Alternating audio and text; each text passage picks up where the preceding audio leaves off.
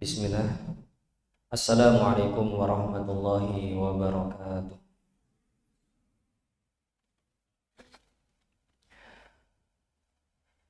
Innal hamdalillahi nahmaduhu wa nasta'inuhu wa nastaghfiruh wa na'udzu billahi min shururi anfusina wa min sayyiati a'malina. May yahdihillahu fala mudilla lahu wa may yudlil fala hadiya lahu. Asyhadu an la ilaha illallah wahdahu la syarika lahu wa asyhadu anna Muhammadan abduhu wa rasuluh la nabiyya wa la rasula ba'dah. Allahumma salli ala Muhammad wa ala alihi wa ashabihi wa man tabi'ahum bi ihsanin ila yaumil qiyamati, amma ba'd. Bapak Ibu jamaah rahimani wa rahimakumullah yang semoga selalu dirahmati Allah Subhanahu wa taala. Di kesempatan malam hari ini tentu kita bersyukur dan berbahagia dengan segala limpahan nikmat dan karunia yang masih kita rasakan hingga saat ini, hingga detik ini. Tentu kalau kita merenunginya, ada banyak kenikmatan yang masih bisa kita rasa, mulai dari udara yang masih bisa kita hirup, dari darah yang masih bisa mengalir di sekujur tubuh kita, mulai dari telinga yang masih bisa mendengarkan suara, mata kita yang masih bisa digunakan untuk melihat berbagai benda-benda dan berbagai warna. Semuanya adalah nikmat dari Allah Subhanahu wa taala, dan kalau kita teruskan tidak akan ada habisnya. Wa in ta'uddu nikmatallahi la tuhsuha. Kalau kita berusaha untuk menghitung-hitung dan mencari-cari nikmat Allah Subhanahu wa taala, pasti tidak akan mungkin kita bisa menghitung dengan detail. Tapi pada intinya kita bersyukur kepada Allah Subhanahu wa taala atas segala nikmat yang kecil maupun yang besar, yang kita tahu maupun yang tidak kita tahu, ya. Yang kita sadari maupun yang tidak kita sadari, semuanya kita yakini datang dari Allah Subhanahu wa taala. Wa ma bikum min ni'matin faminallah. Tidak ada satu nikmat pun yang ada pada diri kalian kecuali itu datangnya dari Allah Subhanahu wa ta'ala. Alhamdulillah. Kemudian salawat serta salam semoga selalu tercurah dan terlimpahkan kepada uswah hasanah kita, Nabi besar Nabi Agung Muhammad sallallahu alaihi wasallam beserta keluarga, sahabat dan orang-orang yang mengikuti beliau dengan baik hingga akhir zaman nanti. Kita memohon kepada Allah Subhanahu wa ta'ala agar Allah mempersiapkan pahala yang besar untuk kita semua, karena masih mengalokasikan dari waktu kita untuk mempelajari agamanya, ingin menambah keimanan dan ketakwaan kepadanya. Kita harapkan ada pahala-pahala besar yang Allah siapkan untuk kita. Kita juga memohon kepada Allah Subhanahu wa ta'ala agar ada ilmu-ilmu yang bermanfaat yang bisa kita gunakan untuk meningkatkan keimanan kita, ketakwaan kita, kebaikan kita, baik dalam kehidupan dunia maupun kehidupan akhirat. Setidaknya kita berharap ikut kajian, hati kita itu menjadi bahagia, kehidupan dan urusan kita menjadi lancar dan dimudahkan oleh Allah Subhanahu wa ta'ala. Dan semoga nanti di hari akhirat, ketika tidak bermanfaat harta maupun anak-anak, kita masih berharap akan ada manfaatnya dari pahala-pahala yang kita cari pada saat ini. Jamaah rahimani wa rahimakumullah yang semoga selalu dirahmati Allah Subhanahu wa ta'ala. Di kesempatan malam hari ini kita masih berada di dalam kitab Riyadhus Shalihin, kitab yang artinya tamannya orang-orang soleh, dan kita masih membahas tentang babun niyah wa ihdarun niyati fi jami'il a'mali al-zahirati wal batinati. Bab tentang niat dan menghadirkan, bab tentang ikhlas dan menghadirkan niat dalam segala bentuk ibadah, baik ibadah itu ibadah zahir, jelas-jelas ibadah, maupun hal-hal yang tidak ibadah tapi bisa kita niatkan menjadi ibadah. Dan tema kita pada kesempatan malam hari ini adalah niat buruk yang tidak kesampaian. Ya, niat buruk yang tidak kesampaian. Imam An-Nawawi rahimahullahu taala membawakan hadis dari Abu Bakrah. Abu Bakrah, nama kunyahnya, panggilannya Abu Bakrah. Nama aslinya adalah Nufai bin Harith. Nama aslinya Nufai bin Harith As-Saqafi dari Bani Thaqif di Taif. Ya. Jadi tempat asalnya dari Taif, Bani Thaqif As-Saqafi. Radhiyallahu anhu. Beliau mengatakan, "Anna Nabiy sallallahu alaihi wasallam qala." Nabi sallallahu alaihi wasallam pernah bersabda, "Idzal taqal muslimani bisayfayhima." Apabila ada dua orang muslim, bukan muslim dan non muslim, tapi ini dua-duanya muslim, ya, mengaku beragama Islam, mengaku Tuhannya adalah Allah yang Esa, salat adalah ibadah wajibnya, dia yakin puasa juga wajib, dan rukun-rukun Islamnya meyakini itu kewajiban seorang muslim. Tapi apabila dua orang muslim ini bertemu dengan dua pedangnya, untuk apa? Untuk saling membunuh. Fal qatilu wal maqtulu finnari. Maka pembunuh dan yang terbunuh kedua-duanya berada di neraka, masuk ke dalam neraka. Mungkin ada yang mengatakan, kok cuman dengan pedangnya, kalau dengan pisaunya Ustaz, geladinya Ustaz, dengan celuritnya atau dengan pistolnya masuk enggak di hadis ini? Maka kita jawab masuk dalam hadis ini, meskipun hadisnya bisayfaihima, dengan dua pedangnya. Kenapa? Karena memang pada zaman dulu ya orang kalau mau bunuh-bunuhan pakai pedang, mau perang ya pakai pedang. Ya, seringnya seperti itu. Maka itu yang digunakan sebagai contoh biar langsung bisa terfahami oleh para sahabat ketika itu. Ya. Jadi pada zaman sekarang kalau alatnya sudah semakin canggih, pakai tongkat, mau pakai pisau, gelati ataupun yang lainnya, pistol, ya, AK-47 ataupun dengan tank ataupun yang lainnya, maka al-qatilu wal maqtulu finnar, yang membunuh dan yang dibunuh ya di neraka. Mungkin kita yang mendengar hadis ini bertanya-tanya, kok bisa yang terbunuh kok di neraka? Kalau yang membunuh di neraka, secara akal logika kita itu mudah untuk diterima. Tapi kenapa yang terbunuh kok juga di neraka? Ini pun juga ditanyakan oleh Abu Bakrah tadi yang meriwayatkan hadis, Nufai bin Harith. Beliau pun juga bertanya itu. Beliau mengatakan, "Ya Rasulullah, wahai Rasulullah, hadal qatil fama balul maqtul." Ini pembunuh, ya, kalau masuk neraka kami bisa memahaminya, masuk logika kami. Tapi kalau ini yang terbunuh kok juga masuk ke dalam neraka, ini belum masuk logika kami. Gimana itu alasannya? Penjelasannya seperti apa? Maka beliau mengatakan, qal innahu kana harisan ala qatli sahibihi. Jawabannya, kenapa yang terbunuh juga masuk ke dalam neraka? Karena dia juga bersemangat untuk membunuh saudaranya. Karena dia bersemangat juga untuk membunuh saudaranya sesama muslim ini. Muttafaqun alaihi. Hadis ini disepakati oleh Imam Al-Bukhari dan Imam Muslim.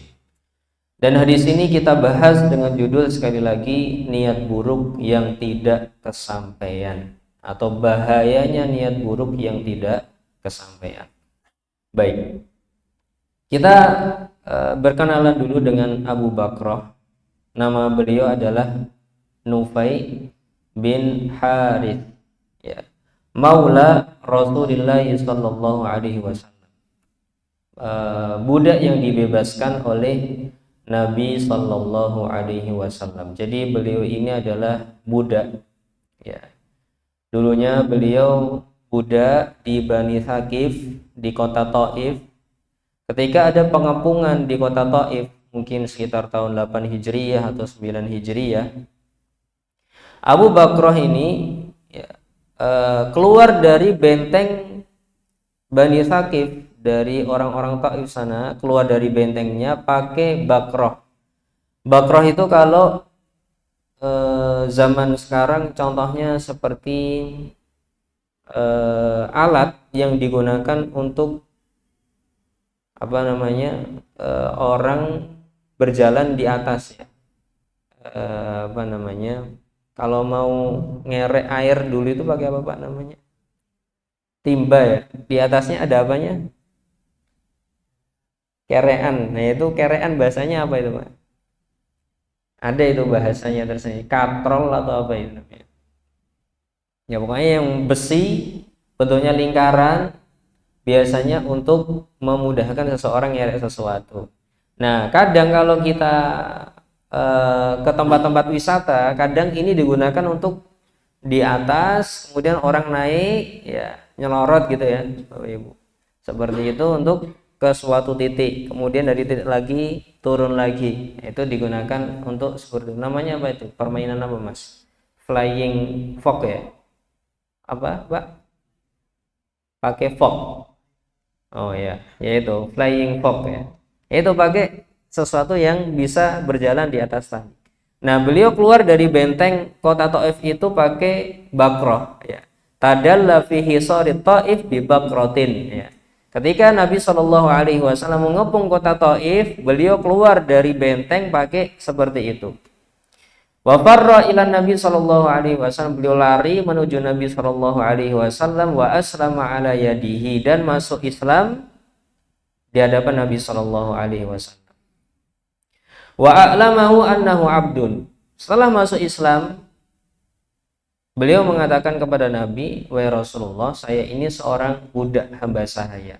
Dan secara hukum tentu Nabi juga tahu kalau hamba sahaya itu tidak boleh melarikan dari tuannya, itu tidak boleh, gitu ya. Tapi Nabi Shallallahu alaihi wasallam membebaskannya. Fa'ataqahu, dibebaskan oleh Nabi Shallallahu alaihi wasallam. Kemudian Bani Thaqif itu meminta kepada Nabi Shallallahu alaihi wasallam untuk mengembalikan Abu Bakrah ini, Nufai bin Harith, ya. Meminta an yarudda ilaihim, agar Abu Bakrah Nufai bin Harith dikembalikan kepada Bani Thaqif, ya. Karena dia melarikan diri sebagai budak hamba sahaya. Maka Nabi Shallallahu alaihi wasallam mengatakan, la huwa taliqullahi wa taliqu rasulihi. Enggak bisa, karena dia sudah dibebaskan oleh Allah dan dibebaskan oleh Rasulnya. Jadi sebutan untuk Abu Bakrah Maula Rasulillah ini adalah taliqullah, orang yang dibebaskan oleh Allah dan orang yang dibebaskan oleh Rasulullah. Taliqullah wa taliqu rasulihi. Dan banyak para sahabat yang punya gelar-gelar. Contoh Khalid bin Walid Saifullah. Contoh istri Nabi Shallallahu alaihi wasallam kalau tidak salah Zainab, ya. Itu disebut dinikahkan oleh Allah. Allah yang menikahkan, tidak pejabat KUA gitu, tidak. Atau walinya tidak, saya nikahkan anak saya, tidak kayak gitu. Dinikahkan oleh Allah. Zawwajnakaha, kata Allah di dalam Al-Quran. Aku nikahkan dia denganmu, ya Muhammad, ya. Jadi yang menikahkan Allah, ini disebut taliqullah. Dan ini adalah keutamaan orang yang jujur kepada Allah Subhanahu wa ta'ala. Pasti akan diberi jalan, pasti akan diberi solusi dari berbagai masalahnya. Hamba loh Pak ini, hamba sahaya lari dari tuannya, pengen masuk Islam, pengen mengamalkan apa perintah Allah dan Rasulnya, ya. Malah mendapat gelar taliqullah, dibebaskan oleh Allah. Beliau bukan hanya tidak punya pekerjaan, bukan hanya tidak punya istri, bukan hanya tidak sekolahan, bukan urusan-urusan dunia yang mudah itu. Tapi beliau karena jujur kepada Allah bebas, dibebaskan oleh Allah langsung. Artinya apa? Kalau kita benar-benar ya bertawakal kepada Allah Subhanahu wa taala, bersandar kepada Allah Subhanahu wa taala dalam setiap cita-cita kita, dalam setiap urusan kita, kita benar-benar jujur kepada Allah Subhanahu wa taala, maka Allah akan menolong kita. In tasduqillaha yasduka. Kalau kamu jujur kepada Allah, pasti Allah akan menolong. Ya, banyak kisah-kisah tentang itu. Dulu ada sahabat yang ikut berjihad dengan Nabi Shallallahu Alaihi Wasallam, diberi bagian dari harta rampasan perang, tidak mau. Ya. Saya tidak mau itu untuk apa ya Rasulullah? Saya itu berjihad biar saya itu nanti mati syahid terkena panah di sini. Ya. Beliau menunjuk ke area tertentu dari tubuhnya. Maka Nabi mengatakan kalau dia jujur nanti dia akan seperti itu. Maka dia berjihad beneran, ya. Diberi harta rampasan perang tidak mau, dan ditemukan wafat dengan panah ataupun tombak menancap di titik yang beliau tunjukkan. Artinya orang yang jujur, benar-benar menyadarkan segala sesuatunya kepada Allah, itu pasti akan ditolong. Makanya wa may yattaqillaha yaj'al lahu makhraja. Barang siapa yang bertakwa kepada Allah, pasti Allah akan berikan jalan keluar dan solusi untuknya. Bukan hanya sekedar itu, tapi wa yarzuqhu min haitsu la yahtasib, dan pasti akan diberikan rizki dari jalan yang tidak disangka-sangka. Kapan pertolongan itu akan datang? Ya, maka Nabi Shallallahu Alaihi Wasallam mengatakan innan nasra ma'as sabr. Sesungguhnya pertolongan Allah itu bersama dengan kesabaran. Ya harus sabar nunggu itu, harus sabar berjuang untuk mengusahakan sebabnya dulu. Bukan ongkang-ongkang kaki, nggak mau melakukan apapun, nggak mau melakukan usaha, ya. Tapi berjuang, ya. Sampai nanti di titik akhir perjuangan, terkadang Allah Subhanahu Wa Taala baru memberikan jalan itu, ya. Makanya konsistensi, cita-cita yang tegar dan tetap mantep itu biasanya akan mendapatkan pertolongan dari Allah Subhanahu wa taala. Banyak tentu cerita-cerita yang kita dapatin baik pada diri kita sendiri maupun orang lain. Wah, dulu saya itu mengusahakan itu berulang kali, berkali-kali, terus dan terus, baru akhirnya berhasil. Itu Abu Bakar. Hanya budak lari mau masuk Islam, diminta sama tuan-tuannya, tidak dikasih sama Rasulullah, dan malah disebut taliqullah dan taliqur rasuli, sudah dibebaskan oleh Allah dan Rasulnya.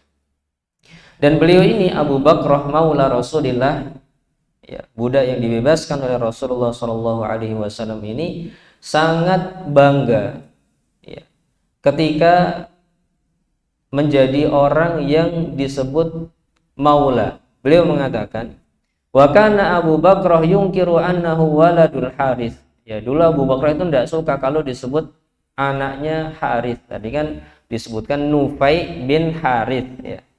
Beliau tidak suka untuk disebut seperti itu. Beliau mengatakan, ana Abu Bakar maula Rasulillah. Saya itu panggilannya Abu Bakar, si budak yang dibebaskan oleh Rasulullah. Itu lebih beliau sukai daripada penisbatan kepada bapaknya.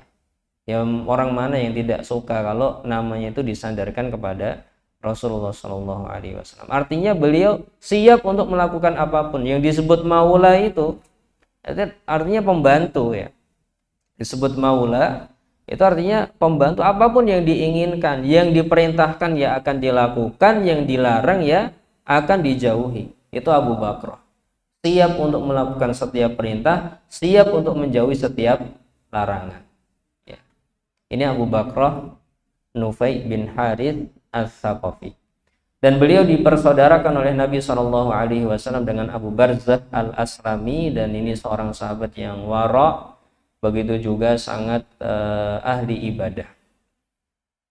Baik, beliau tinggal di kota Basrah dan termasuk ahli fikih dari kalangan sahabat. Artinya para sahabat itu ada yang menjadi ahli fikih, ada yang menjadi ahli Quran, hafalan Al-Quran, ada yang menjadi para pejuang di jalan Allah, panglima-panglima perang hebat, ada yang menjadi sekretaris Nabi, ada yang menjadi para pejuang. Artinya para sahabat itu tidak menjadi satu pekerjaan, ya. Beda-beda gitu.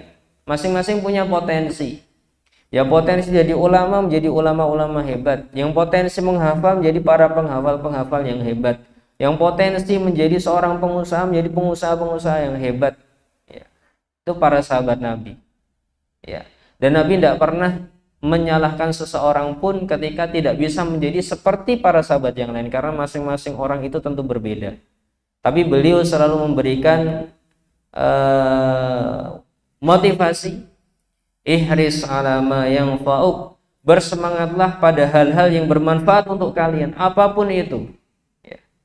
Selama itu bermanfaat, semangat gitu. Wasta'in billah, minta pertolongan sama Allah. Jadi semangat bukan hanya semangat saja mengandalkan diri sendiri, tapi minta pertolongan sama Allah, karena segala sesuatu itu butuh pertolongan Allah. Dan suatu saat nanti kalau kita sudah sampai di bab tentang taubat, ada ceritanya Ka'ab bin Malik di perang Tabuk, kita dapat pelajaran sangat berharga sekali. Ya, di sana ada faedah bahwasanya sebab kegagalan seseorang apabila dia itu menyandarkan kepada pengalamannya, kepada kekayaannya, kepada kekuatannya, kepada dirinya sendiri, tidak disandarkan kepada Allah. Ya, ada pelajaran itu, karena Ka'ab bin Malik tidak ikut perang Tabuk gara-gara beliau mengatakan, ana qadirun ala dzalika in syi'tu, aku siap dan kapanpun siap untuk berangkat ke perang Tabuk, kapanpun Nabi berangkat. Beliau pede dengan pengalamannya 20 kali perang bersama Nabi. Beliau adalah seorang yang berpengalaman 17 sayatan ada di dalam tubuhnya. Beliau sahabat yang kaya ketika itu, ya, sedang kuat-kuatnya, umurnya 36 tahun, tapi nggak jadi ikut perang Tabuk gara-gara salah satu ucapan beliau adalah, ana qadirun ala dzalika in syi'tu, aku bisa melakukan itu apabila aku mau. Beliau bersandar pada dirinya sendiri, tidak bersandar kepada Allah Subhanahu wa taala. Dan beliau ceritakan gara-gara itu beliau menjadi yang tertinggal perang Tabuk. Ya, suatu saat kita ceritakan di sana. Pada intinya setiap orang ya harus meminta pertolongan kepada Allah Subhanahu wa taala. Wasta'in billah wala ta'jas, dan jangan merasa lemah. Jadi beliau ini adalah ahli fikih di kota Basrah. Dikatakan oleh Hasan Al-Basri, ya, lam yanzil Basrata afdalu min Abi Bakrah wa Imran bin Husain. Tidak dari kalangan sahabat tidak ada yang datang ke Basrah dan tinggal di Basrah yang lebih utama daripada Abu Bakrah dan Imran bin Husain. Jadi Abu Bakrah salah satu yang disebutkan, ya. Dan beliau bisa meriwayatkan hadis sekitar 132 hadis, ya. 132 hadis. Beliau wafat tahun sekitar ihda wa khamsin, ya, 51 Hijriah. Jadi sekitar 40 tahun setelah Nabi Shallallahu Alaihi Wasallam wafat, masih hidup selama 40 tahunan. Dan beliau meskipun dari budak, ya, dari budak, tapi anak-anaknya menjadi anak-anak yang hebat. Abna'uhu yajma'u bainal wilayah wal mal wal ilm. Anak-anaknya Abu Bakrah ini, ya, karena beliau jujur tadi, semangatnya bertakwa kepada Allah Subhanahu wa taala. Anak-anaknya menjadi orang hebat mengumpulkan 3 hal. Wilayah, kekuasaan, artinya menjadi pemimpin-pemimpin, berarti orang hebat kalau jadi pemimpin itu. Yang kedua, punya harta, mereka orang-orang kaya anak-anaknya, dan punya ilmu. Ya, ini mau apa lagi yang dicari kalau sudah punya 3 ini? Kekuasaan punya, harta punya, ilmu punya. Apa yang terjadi kalau 3-tiganya ada pada diri seseorang? Pasti ada karya-karya besar yang bisa diciptakan. Orang berilmu kok punya harta, punya kekuasaan, bisa dapat atau bisa menciptakan karya-karya besar. Ini anak-anaknya. Seorang yang jujur, anak-anaknya juga akan ditolong oleh Allah Subhanahu wa taala. Ini tentang Abu Bakar, ya. Baik, kemudian apa sih pelajaran yang kita dapatkan dari kisahnya Abu Bakar ketika Nabi Shallallahu alaihi wasallam menyatakan idzal taqal muslimani bisayfaihima fal qatilu wal maqtulu finnar. Apabila dua muslim saling bertemu dengan dua pedangnya, maka yang membunuh dan terbunuh berada di neraka. Apa faedahnya? Ya. Di antara salah satu pelajaran yang bisa kita ambil adalah dulu itu para nabi dan para sahabatnya itu berdialog. Kalau ada sesuatu yang nggak paham ditanyakan. Ya. Ini adalah salah satu pelajaran. Bukan terus diam nggak mau bertanya kemudian memperkirakan sendiri. Ya. Karena kalau memperkirakan sendiri dan bukan ahli biasanya perkiraannya salah. Ya. Perkiraannya salah. Maka beliau bertanya, kenapa ya kok seperti itu? Secara logika saya kok nggak masuk gitu ya. Maka sahabat ini bertanya, wahai Rasulullah, apa tadi hadisnya? Hadal qatil fama balul maqtul, ini pembunuh kami sudah bisa mencernanya, kenapa masuk neraka? Terus ini yang terbunuh kok bisa masuk neraka, kenapa? Ya, tidak jelas, maka bertanya. Ini menunjukkan para sahabat dan Nabi Shallallahu Alaihi Wasallam dulu itu ada dialog. Kalau tidak tahu ada yang ditanyakan. Dan ini juga menunjukkan ketawaduannya Nabi Shallallahu Alaihi Wasallam. Ya, bisa ngobrol sama para sahabatnya, tidak ada celah atau tidak ada jarak antara beliau dan para sahabat. Ini ketawaduan Nabi Shallallahu Alaihi Wasallam. Baik, kemudian di antara pelajaran yang kita dapatkan adalah haramnya berkelahi karena urusan dunia yang tidak dibenarkan syariat. Ya. Jadi diharamkan berkelahi antara dua muslim karena urusan dunia dan tidak dibenarkan syariat. Ya. Dari mana kita dapat ini? Karena ada riwayat yang diriwayatkan oleh Imam Al-Bazzar. Ya. Ada tambahan idza iktataltum ala dunya, apabila kalian saling membunuh karena alasan dunia. Jadi karena alasan dunia yang tidak dibenarkan oleh syariat, maka yang membunuh dan yang terbunuh itu ada di neraka. Ya. Begitu juga diriwayatkan dalam kitab Sahih Muslim, diriwayatkan di sana sabda Nabi adalah la tadhhabud dunya hatta ya'tiya 'alan nasi zamanun la yadril qatilu fima qatal walal maqtulu fima qutil.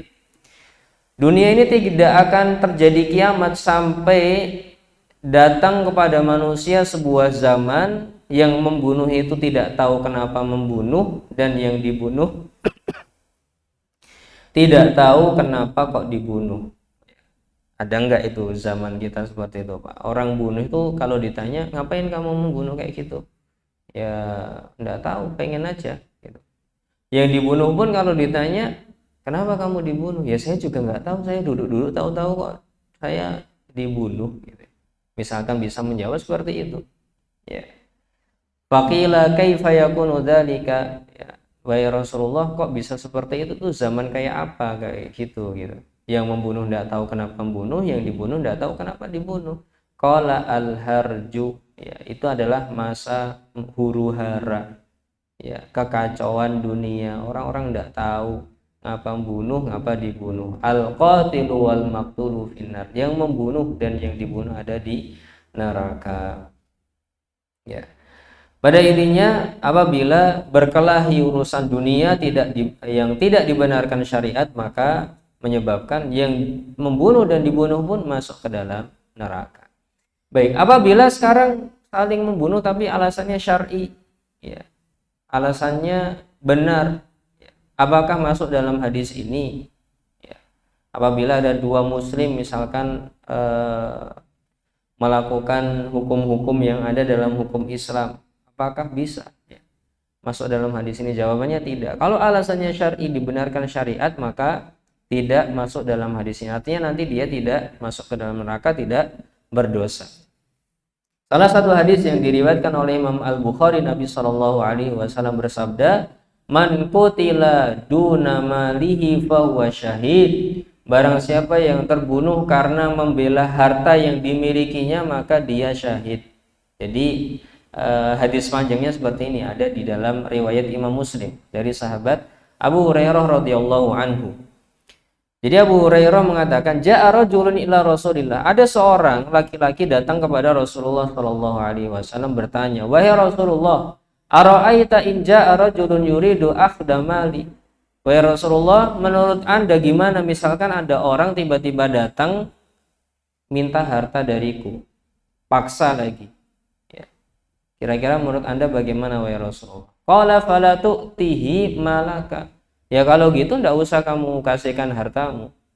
Qala ara'aita in qatalani. Wahai Rasulullah, bagaimana menurut Anda kalau orang tersebut memaksaku? Ya kalau ndak mau memberi, ya kamu akan saya bunuh misalkan. Maka qatilhu, kata Nabi. Ya, kamu berusaha untuk membela diri. Qala ara'aita in qatalani. Wahai Rasulullah, menurut Anda gimana kalau orang tersebut berhasil membunuhku? Maka fa anta syahid, kata Nabi. Kalau gitu kamu mati syahid gara-gara itu. Qala ara'aita in qataltuhu. Menurut Anda gimana wahai Rasulullah kalau saya berhasil membunuh dia? Qala huwa finnar, dia ada di neraka. Artinya di sini kalau alasannya syar'i, ya tidak masuk dalam hadis al-qatil wal maqtulu finnar. Baik. Kemudian ada catatan di sini, ketika kita dalam hukum syariat itu tidak apa-apa, tapi kita harus mempertimbangkan maslahat dan mudarat apabila melakukan sesuatu dalam syariat yang tidak apa-apa. Karena mau tidak mau, kalau itu dilakukan di hukum Indonesia, ya benar-benar dilakukan, malah nanti yang melakukan pembunuhan itu yang ditangkap gitu, meskipun dia yang dicopet atau yang diganggu duluan gitu, kadang malah ditangkap. Ya. Maka perlu melihat masalah dan mudarat. Ya. Perlu melihat masalah dan mudarat. Karena hukumnya ini adalah jawaz, artinya boleh. Boleh untuk membela diri. Jadi Nabi Shallallahu alaihi wasallam tadi, kalau gitu jangan kamu berikan hartamu. Kalau dia memaksaku gimana? Ya kamu bela dirimu. Itu adalah perintah jawaz, perintah diperbolehkan. Tidak wajib gitu ya.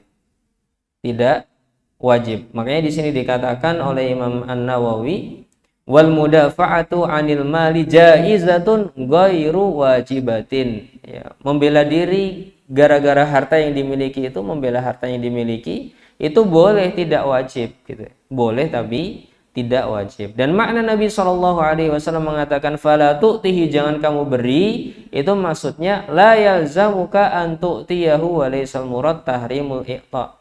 Artinya kamu jangan beri, maksud Nabi adalah ya kamu tidak wajib untuk memberikan itu gitu. Bukan artinya kamu haram memberikan harta itu kepadanya, ya. Kemudian kata para ulama, fa in amkanahu radduhu bi ashali tariqatin mumkinatin fa'ala dzalika. Apabila seseorang bisa menolak dengan yang paling ringan, ya, usaha paling ringan, maka pakai yang paling ringan itu. Jadi pakai yang paling ringan. Misalkan seseorang diminta uang 5.000. Kalau tidak mau memberi, gengnya satu ngeroyok kita misal. Mana yang harus kita pertahankan, padahal kita tidak bisa silat bela diri, tidak bisa, Wing Chun tidak bisa, kemudian karate tidak bisa, kemudian judo tidak bisa, kemudian pakai yang pukulan-pukulannya yang mematikan ya tidak bisa. Tidak bisa silat, tidak bisa bela diri, diminta uang 5.000, kira-kira apa yang harus kita lakukan? Maka ya udah beri aja, karena yang diminta cuma 5.000 gitu. Ya. Kalau yang diminta lebih banyak, ya baru dipikirkan. Intinya di sini perlu mempertimbangkan sisi maslahat dan mudarat. Seberapa sih maslahatnya dan seberapa mudaratnya ini. Ya, itu perlu ditimbangkan oleh para ulama, ya. Baik, dikatakan di dalam eh, kitab apa di sini, salah satu perkataan para ulama, wa ma hadat tafsil, bersama dengan rincian ini, alladzi yadhkurul fuqaha, yang disebutkan oleh para ahli fikih, yang bagi antura'i mas'alatan ukhra, hendaknya dipertimbangkan masalah lain, wa hiyal mafsadatul lati qad tatarattabu ala darbil mu'tadi au qatrihi, yaitu efek samping negatif ketika seseorang memukul orang yang jahat atau membunuh orang yang jahat itu. Fi hali adami tamakkuni min isbatil i'da'i, ketika tidak mungkin untuk membawakan bukti bahwasanya dia berbuat buruk kepada kita terlebih dahulu, ya. Karena kalau cuman omongan kita, ceritanya kita, tidak ada saksi misalkan, tidak dipercaya sama pengadilan, gitu ya. Mimma qad ya'ridul insan li sijni awil uqubati, karena yang seperti itu bisa jadi kadang menyebabkan seseorang masuk ke dalam penjara atau dihukum, ya. Awil mafsadatul lati qad tansha'u bisababi ta'atsuril mujrim aw warasatihi, atau efek-efek samping gara-gara dia melakukan hal tersebut kepada penjahat itu, bisa jadi ahli waris, bisa jadi teman-temannya menuntut balas. Maka ini perlu dipikirkan, ya, perlu dipikirkan untuk menentukan mana efek yang paling ringan yang bisa kita lakukan. Baik. Kemudian pelajaran yang bisa kita ambil juga adalah perlu ada penegasan di sini kepada seluruh jamaah bahwa beda kasus, beda niat, beda hukumnya. Kenapa orang tadi al-qatil wal maqtulu finnar, yang membunuh dan yang dibunuh ada di neraka? Jawabannya B, karena yang terbunuh pun juga pengen untuk membunuh, maka di neraka. Tapi di yang lainnya, saya membunuh untuk apa? Karena saya membela diri, beda. Membunuh untuk apa? Untuk menegakkan syariat Allah, beda. Membunuh untuk apa? Untuk membela keluarga saya, beda lagi hukumnya. Gitu. Artinya kalau alasannya syar'i dibenarkan, maka hukumnya beda dengan orang yang niatnya ingin membunuh tanpa alasan tadi. Kemudian yang bisa kita ambil pelajaran juga adalah hati-hati dengan dosa membunuh. Kenapa? Karena di sini Nabi SAW mengatakan al-qatilu wal maqtulu finnar. Ya. Artinya bahaya. Ya, dosa membunuh ini sangat besar. Di surat An-Nisa ayat 93, Allah Subhanahu wa taala berfirman, "Wa may yaqtul mu'minan muta'ammidan", barang siapa yang membunuh orang mukmin secara sengaja. Jadi ada orang muslim membunuh orang mukmin yang lainnya secara sengaja. Apa balasannya? Fajazaa'uhu jahannam, maka balasannya neraka jahanam, khalidan fiha, dia kekal selama-lamanya di sana.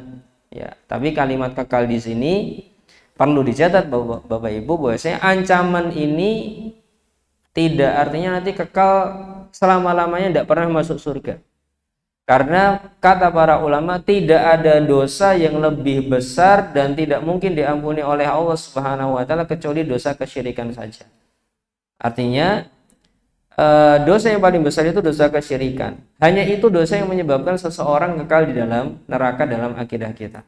Sebesar apapun dosa seseorang, membunuh, berzina, mencuri, main, ya, minum minuman keras, maka itu di bawah dosa menyembah selain Allah Subhanahu wa taala. Masih bisa diampuni oleh Allah Subhanahu wa taala.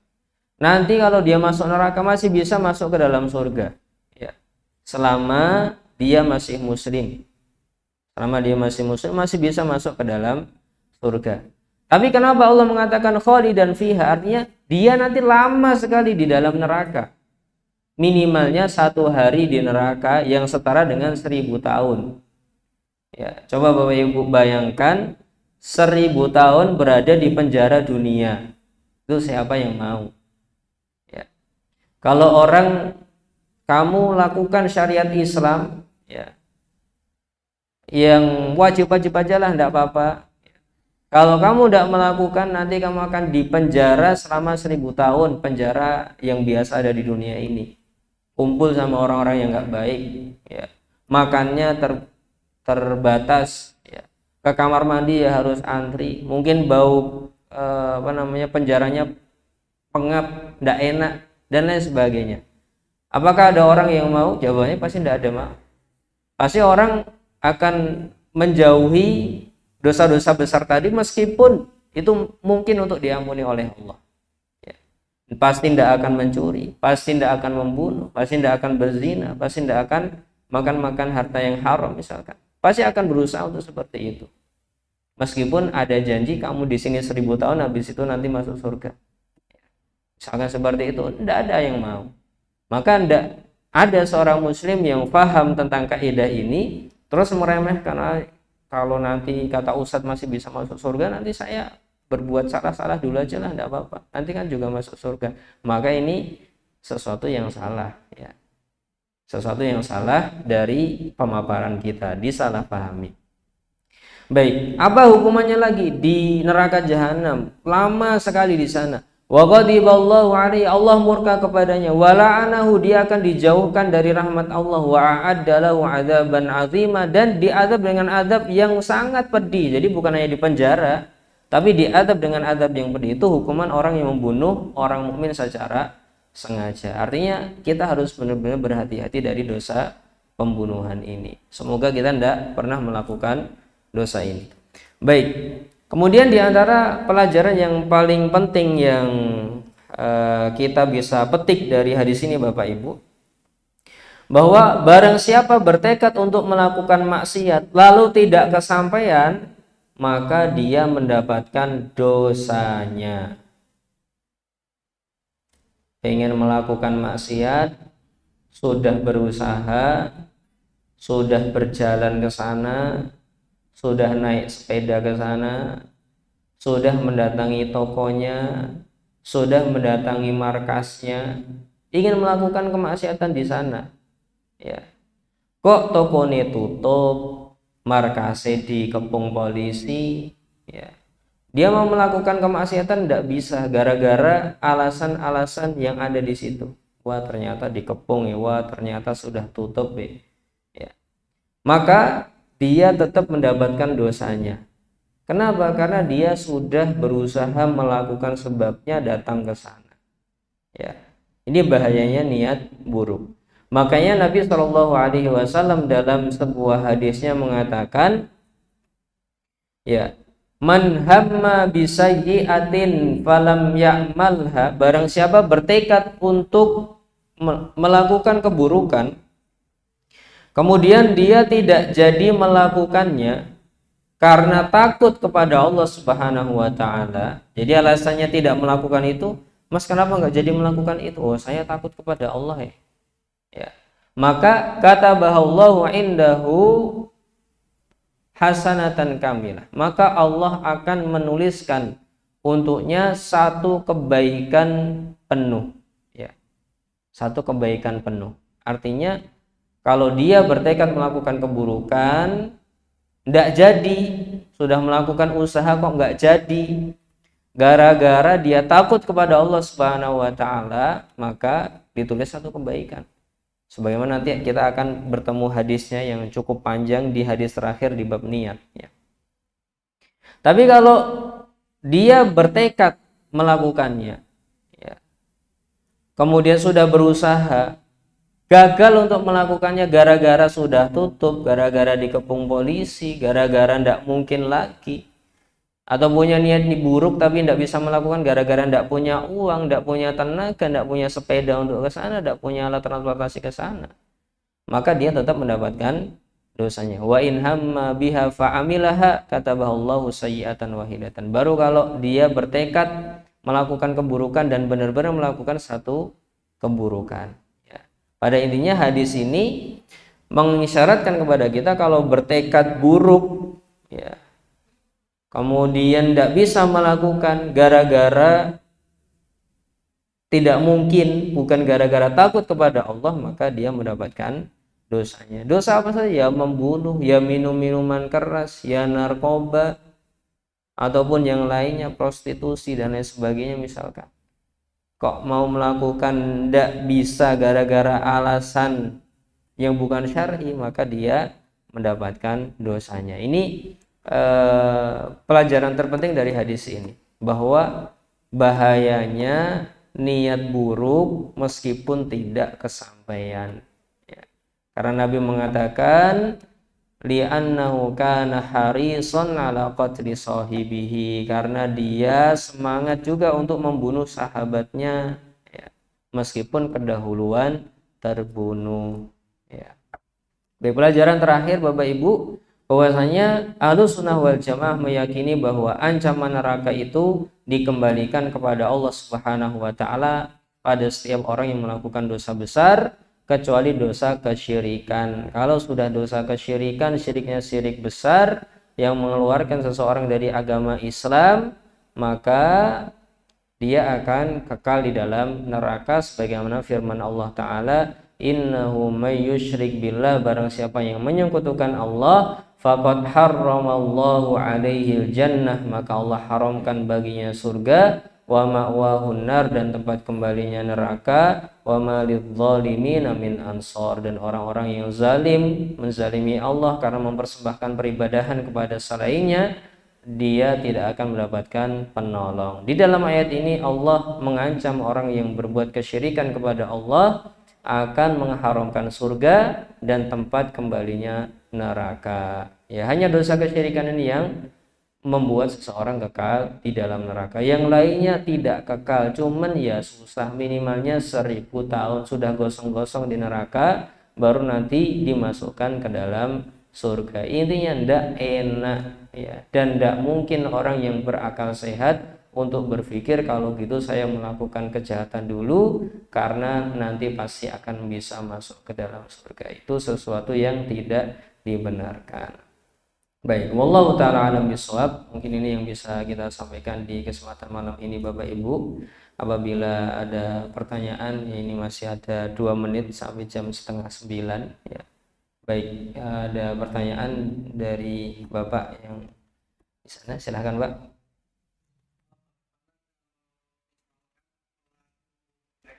Itu hukuman atau itu masih di bawah umur.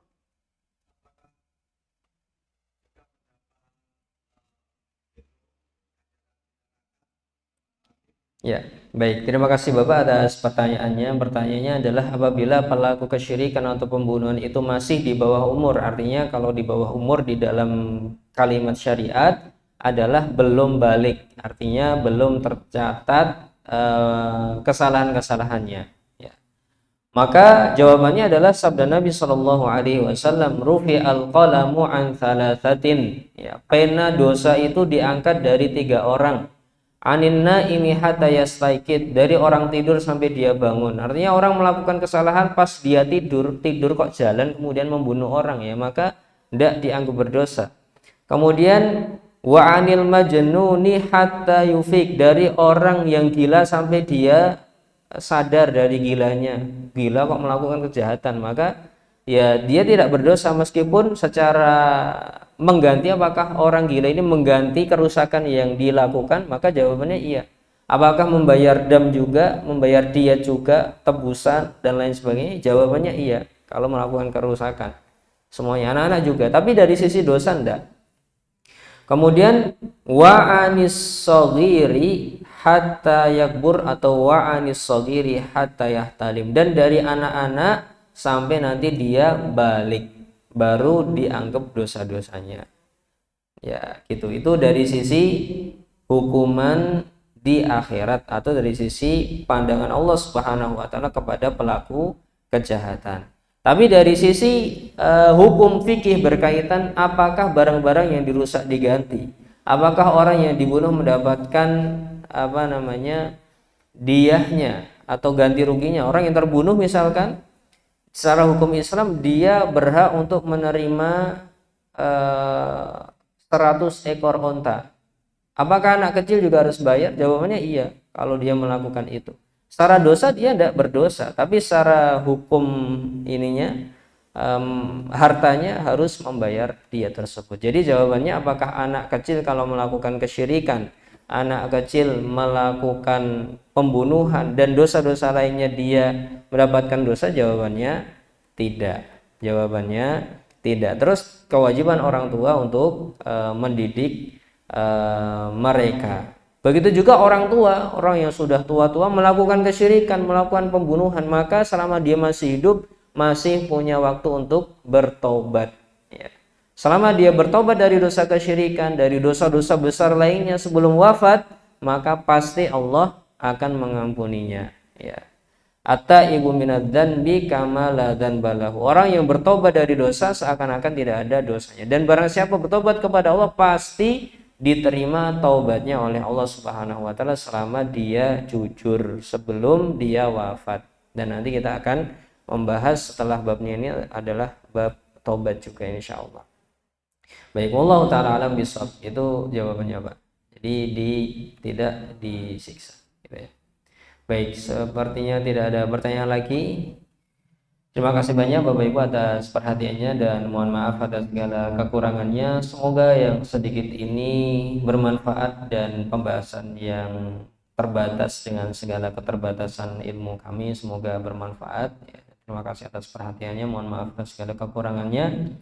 Subhanakallahumma wa bihamdika asyhadu an la ilaha illa anta astaghfiruka wa atubu ilaik. Assalamualaikum warahmatullahi wabarakatuh.